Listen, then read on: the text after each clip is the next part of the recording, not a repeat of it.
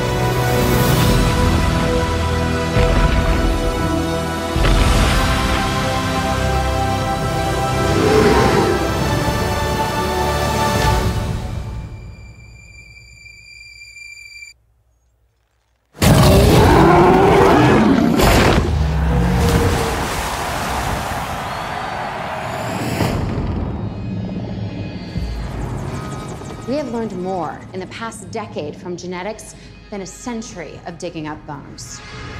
A whole new frontier has opened up. We have our first genetically modified hybrid. You just went and made a new dinosaur? Probably not a good idea. Almost 40 feet high. Really think she climbed out? Depends. On what? What kind of dinosaur they cooked up in that lab? Evacuate the island. She's a highly intelligent animal. She will kill anything that moves. Oh, God.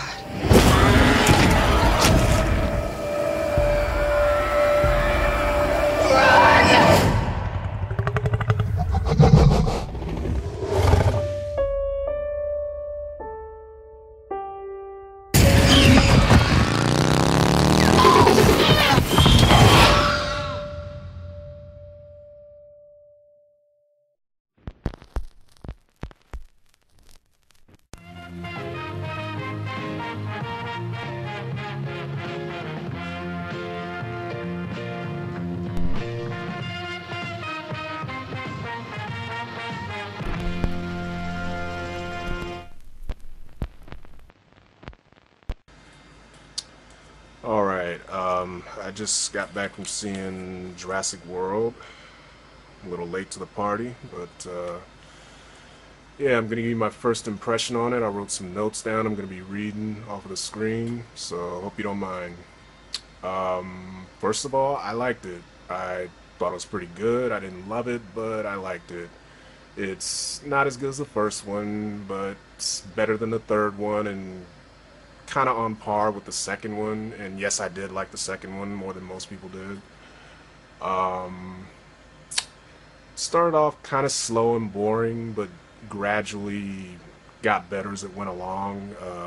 The characters were likable for the most part. You had Chris Pratt, who's like the main hero of the movie, kind of like Dr. Grant from the first one, but a little more badass, more of a military type of guy.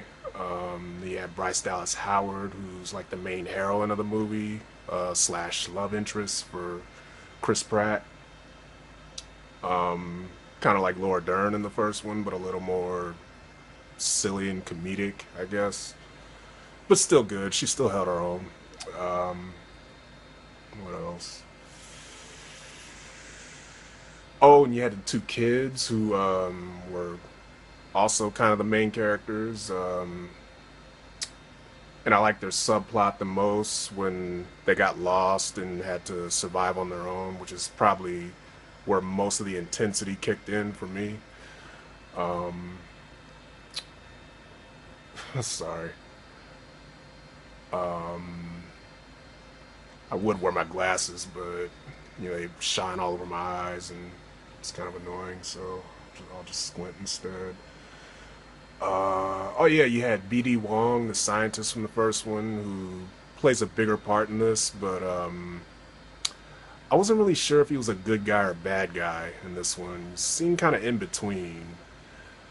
I'll have to see it again to kind of get a better read on that. But in the first one, he was kind of a minor character, like he just had a few lines and was in like one or two scenes. But in this one, he's he's in like maybe 2/3 of the movie, or maybe half of the movie. I'm not sure, but he plays a bigger role. And then you had Vincent D'onofrio, who's the main bad guy of this, and he was pretty good at that. I mean, let me see what I write. Oh yeah, he's kind of like Wayne Knight in the first one, or the character Dennis Nedry, the fat guy from the first one. He was kind of the same type of slimy corporate guy who had his own ulterior motives for like wanting to keep the park open, or basically he wanted to weaponize the dinosaurs for like the military and wars and shit like that, from what I gather. But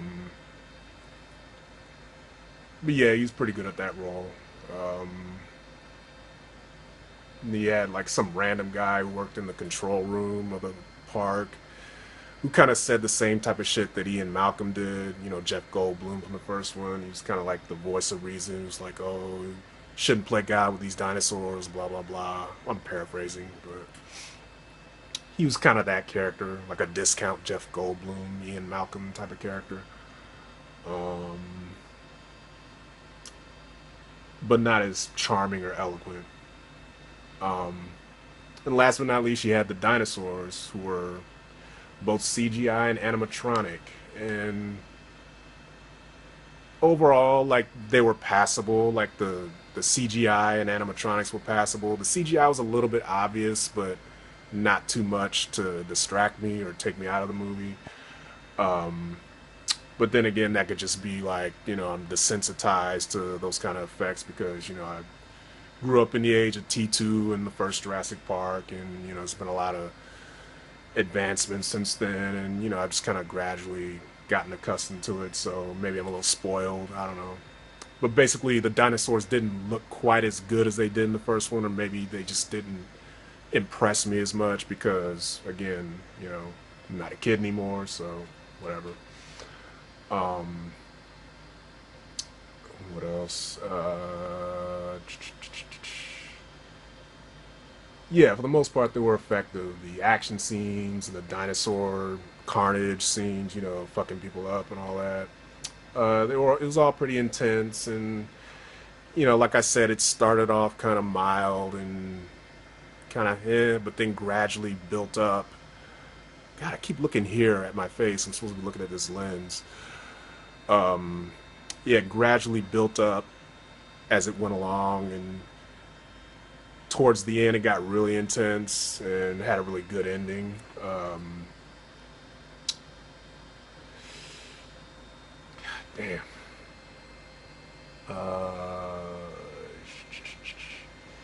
Yeah, overall,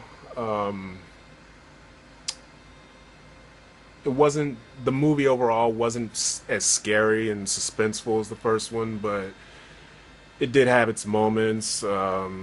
Had some edge of the, you know, I was on the edge of my seat at some parts, especially the end. And the overall adventure was still entertaining. I mean, I was probably only bored for like the first 15 minutes, but, you know, other than that, it was pretty entertaining. I mean, you had all kinds of dinosaurs in this one. You had typical shit like raptors, a T-Rex, Triceratops, you know, all the herbivores and shit like that. And then you had some new ones like pterodactyls. I'm surprised it took them this long to put pterodactyls in Jurassic Park. Actually, no, I think there might have been pterodactyls in the second one. It's like at the end, and it's like a, you know, one of those overhead shots of the island or something like that. It was just like a throwaway type of shot, you know, just for background atmosphere effect. But they didn't play any main role until this one.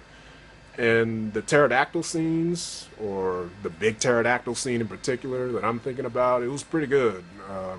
I won't spoil it, but they make pretty good use of those pterodactyls. And then you had that big hybrid thing that they made in the lab. Those scenes started off kind of just a little weak sauce, but then again, as it went along, they got better and better. The hybrid, the CGI kind of looked fake and obvious, but you know, the scenes themselves were still intense. And what else did I write? Oh yeah, I think I just wrote like the hybrid has a really good scene at the end, which I'm not going to spoil. Sorry if I'm repeating myself. I can't really think of too much to complain about except maybe the beginning being a little slow. Took a little while to get going, but this is a really minor complaint. Overall, the movie was fairly entertaining. I was like I said, I wasn't as blown away by this as I was by the first movie, but you know, it's probably just the fact that I'm not a kid anymore and I've sort of built up a tolerance for this type of stuff. So it takes a lot to wow me these days, or scare me, I guess. But yeah, I had a good time with this movie, and I recommend seeing it at least once. So there you go. That's my first impression of Jurassic World. If you've seen, sorry, if you've seen it too, let me know what you think in the comments. Sorry if this review kind of sucked. Like I said, I haven't done this in a while, so you know I'm a little out of practice. But thanks for watching. Take care.